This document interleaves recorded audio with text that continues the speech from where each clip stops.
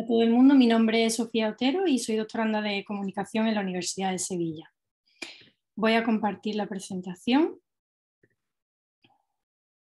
Bien, voy a hablar del discurso de empoderamiento en series españolas como pretexto argumental para la explicitación de violencia hacia las mujeres, participando en el simposio Estudios sobre las violencias contra las mujeres.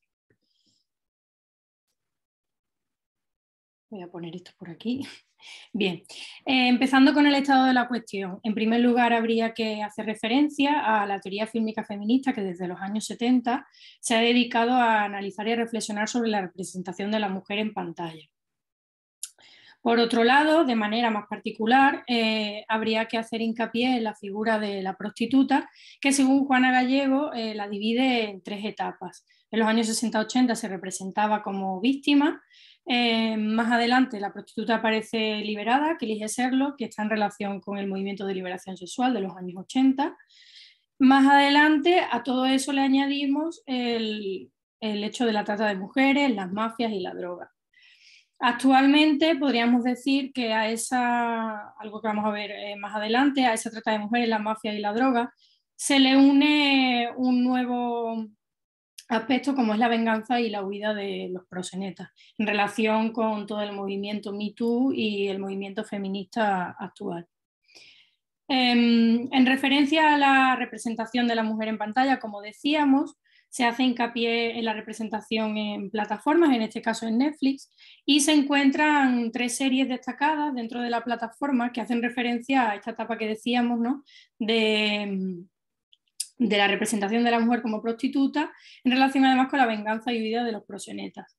Se destaca la serie H, se estrenó en 2019. En este caso la protagonista es una prostituta que lo que hace, digamos, es entrar en la mafia del proxeneta para así subir escalones más adelante, no voy a hacer ningún spoiler.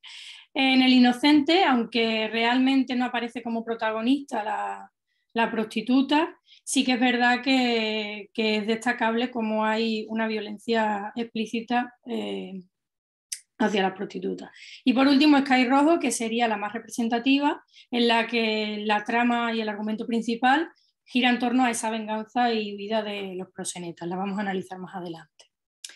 En paralelo a todo esto que vemos en las plataformas audiovisuales, encontramos cómo en el año 2020 se presenta el anteproyecto de ley de libertad sexual, esbozado por Irene Montero, o también denominada la ley del solo sí es sí. Dentro de esta ley se establece esta tercería locativa, que lo que habla es sobre, esto es lo que habla de la tercería locativa, que es esa penalización hacia el proxeneta y también todos los clubes donde se lleva a cabo la prostitución, y eso es lo que abre un debate sobre la regulación de la prostitución o no.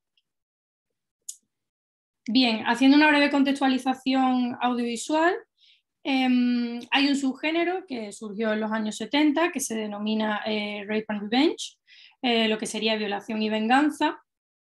Hay un montón de películas, pero bueno, he querido al menos señalar tres. Una es Thriller, que es sueca, de Boar Vivenius. I Spit on Your Grave, que de hecho se estrenó en el 78 y luego posteriormente hubo un remake, ya en el siglo XXI. Y Miss 45, del año 1981. Seguimos viendo. Vale. Más adelante, lo que Gracia señala como la reapropiación de ese subgénero, porque ese subgénero realmente había estado dirigido por hombres desde una perspectiva masculina, según la teoría de Laura Mulvey y de la teoría fílmica feminista, en la que se observaba realmente esa violación y a la mujer protagonista como un objeto sexual en pantalla. Recientemente ha habido una reapropiación de ese subgénero con películas como Fóllame, de Virginia Despentes y Coralie Tintin, en el 2000, y Les Viols de Gautier, de Juliette Chenat de Boucher, de 2017. Más adelante, además, todas además estrenadas más o menos en la misma época, también en relación con el movimiento Me Too, que surgió en el 2017, esa reapropiación pasa a otro nivel y aparecen películas como Revenge, MFA, Promising Young Woman, que son películas en las que la mujer es la protagonista y además ese protagonismo va unido a una venganza bastante sangrienta hacia ese hombre que las ha violado, ¿no? De ahí pasamos a las series de televisión que comentábamos antes, donde unimos este subgénero de Rape and Revenge junto a la prostitución. Destacamos, como decíamos, H, El inocente Sky Rojo. Bien, para ello, para la presente investigación, establecemos como objetivos e hipótesis. Como objetivos, analizar la violencia explícita ejercida hacia las prostitutas en esta serie de televisión. Observar esa evolución del subgénero de Rape and Revenge, que además aparece con una intertextualidad bastante clara, haciendo referencia a ese subgénero dentro de la propia serie. Y vemos una estética o un marketing de perspectiva feminista y de empoderamiento de la mujer. Hay una crítica hacia la prostitución y además todo eso lo relacionamos con los cambios sociales, como son las nuevas leyes y movimientos, como decíamos, de la ley del solo sí es sí, esa tercería locativa y ese debate que ha aparecido, ¿no? Además desde una perspectiva abolicionista. El objetivo aquí entonces es como analizar esta nueva etapa que decíamos de representación de la prostitución o la posibilidad de que esa nueva etapa exista. La hipótesis que se plantea, por lo tanto, es que bajo el pretexto de empoderamiento de la mujer, bajo esta perspectiva supuestamente feminista, hay una perpetuación de fetichización de la violencia de género a través de la construcción visual. Ahora lo desarrollaremos. La metodología que utilizamos es interdisciplinar. En primer lugar, como base, utilizamos el análisis crítico del discurso con perspectiva feminista. Este análisis crítico del discurso se aplica dado que en todo momento tenemos en cuenta la realidad paralela a la representación audiovisual, que es, como decíamos, esta ley del sí es sí y todo el debate en torno a la regulación de la prostitución, que creemos es bastante relevante a la hora de representar todo esto en el audiovisual y que influye a todos los niveles. Posteriormente utilizamos un análisis semiótico, bueno, dentro de esto utilizamos un análisis semiótico de personajes donde analizamos a las tres protagonistas como personaje y como rol y analizamos también la película a nivel textual, que es la construcción de género a través de la selección de planos de violencia explícita hacia las mujeres que constituyen el texto.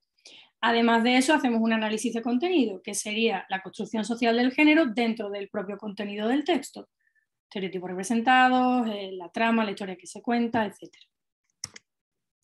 Para hacer el análisis semiótico de personajes hemos elaborado esta tabla en la que se analiza la iconografía de las protagonistas, la psicología, sociología y sexualidad.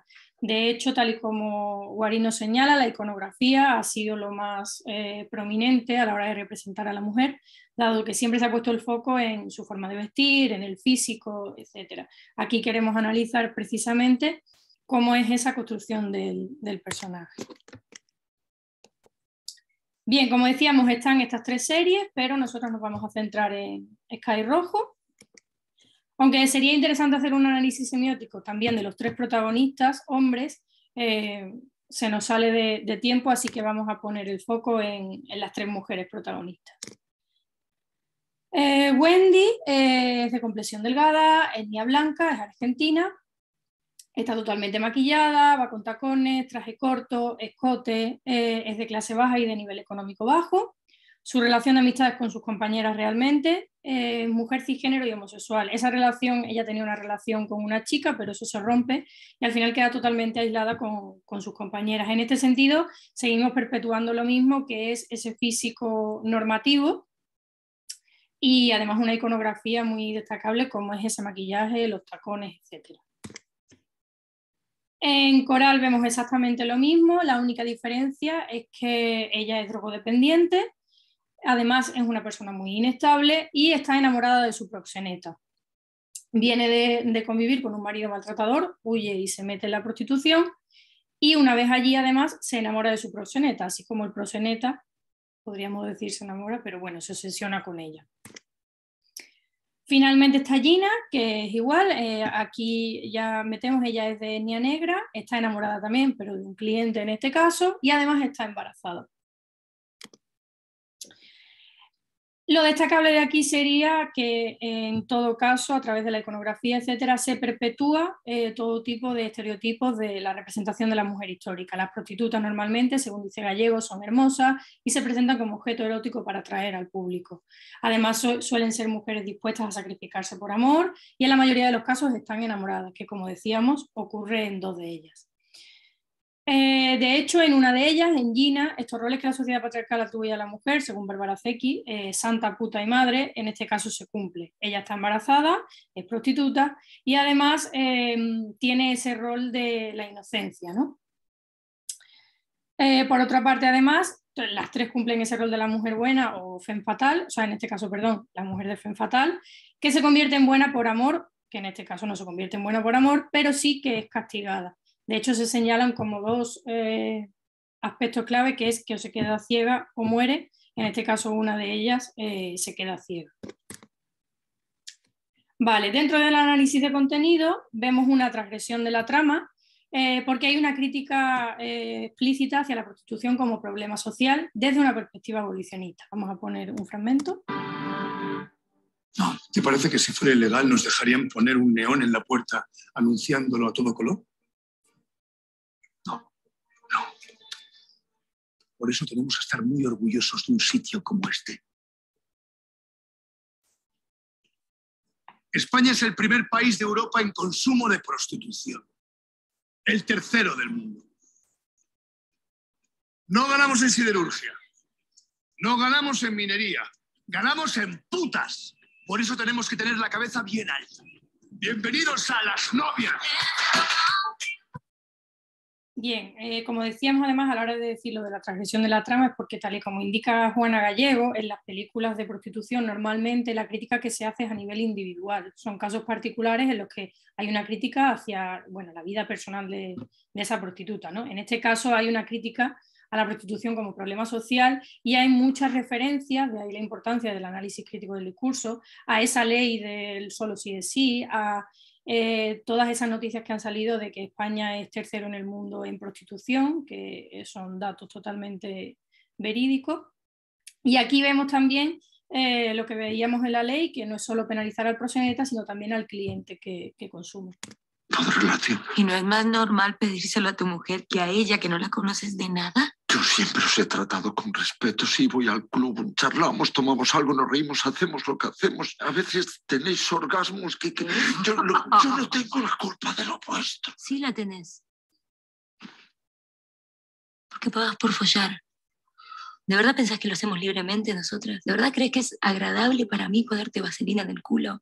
¿Que alguien me quiera poner cocaína en la vagina para divertirse? ¿De verdad pensás que lo hacemos libremente? Si no hubiera personas que pagaran por follar, ¿no habría personas como nosotras secuestradas? Bien, y finalmente lo que decíamos, hay una referencia muy clara a la ley del solo sí es sí, además desde ambas perspectivas. La vida. Por eso pagan cuando vienen aquí. Para dar rienda suelta a su instinto natural de follar lo máximo posible, de dominar a las hembras. O sea que lo que hacemos aquí es una labor social. Efectivamente. Y esa misión divina no se puede ver entorpecida por el Me Too ni por el cariño tengo jaqueca. Porque aquí el no es sí, el sí es sí, y no decir nada también es sí. Amén. Se ve que esa palabra mágica no funciona siempre. O que funciona para algunos, nada más. Claro que funciona. Y si no hacemos que funcione nosotras mismas, ¿sabes qué vamos a hacer? Cuando terminemos toda esta mierda, vamos a volver al bar. Y vamos a hacerle entender a ese hijo de puta que no, que no, que sí, y que no sé, también es no. Bien, entonces, como decíamos, el análisis de contenido y una transgresión de la trama por la crítica de la prostitución como problema social. No obstante, hay una perpetuación de los estereotipos, las actrices y los actores seleccionados están totalmente anclados en ese binarismo, en la normatividad, y además se sigue perpetuando el mito del amor romántico, relación romántica como obstáculo y como motor de la acción.